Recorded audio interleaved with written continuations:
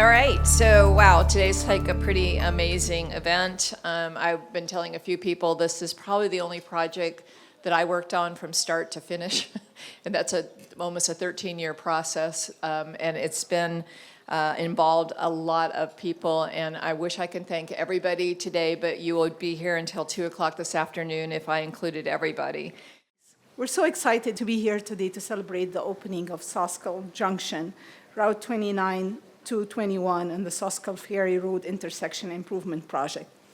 At Caltrans, we are really dedicated to enhancing the communities we serve through our projects and services, and this project, of course, is no exception. While the primary goal of this project is to alleviate congestion in the area, we have accomplished much more in the process. Soscol Junction, where State Route 29, 221, and Soscol Ferry Road and Devon Road converge, has been a hotspot for traffic for many, many years. And that's due to the job and the population growth in this area. Traffic congestion made it challenging for people to travel to and from Napa County, which was, of course, a renowned global destination for so many people.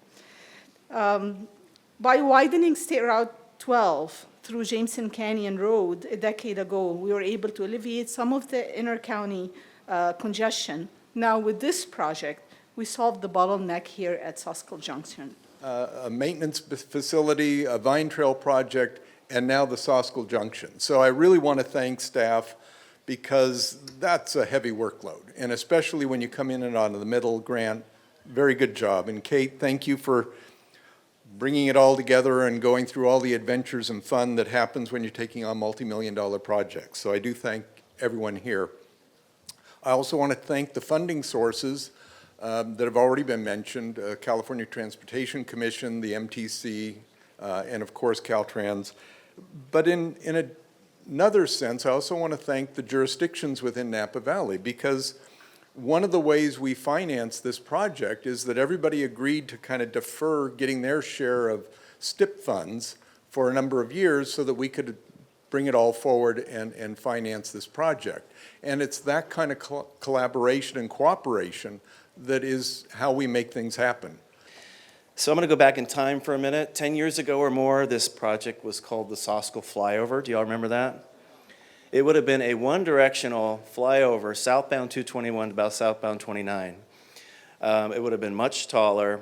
It wouldn't have provided any connection to Cuttings Wharf Road. There were no bike facilities. And can you imagine that being the Welcome to Napa project, right? It just didn't feel right. There was immense pushback from the bicycle community for all these reasons, which sort of made us go back to the drawing board and say, well, how can we do this differently?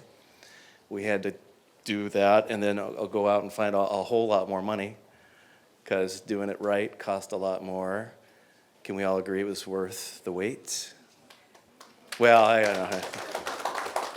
We passed Senate Bill 1, SB 1, known as the Road Repair and Accountability Act of 2017. And for the first time in over 2 decades, a substantial and stable increase in transportation funding was secured. And this is coming our way, in the future as well.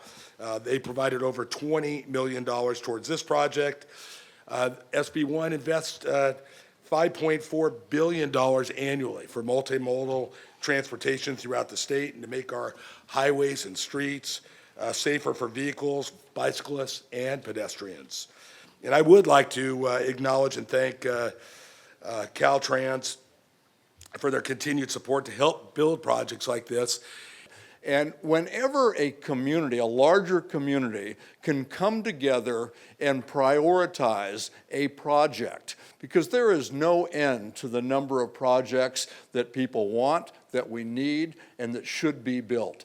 But if you scatter it and you do a little here and a little there, you think 13 years is a long time, you never get it finished. So the fact that all of the competing interests were able to come together, prioritize this project, made a real difference. And that's a good model that needs to be followed if we're going to efficiently spend our transportation dollars in a way that provides a quick return to the motoring public and the community at large. So thank you.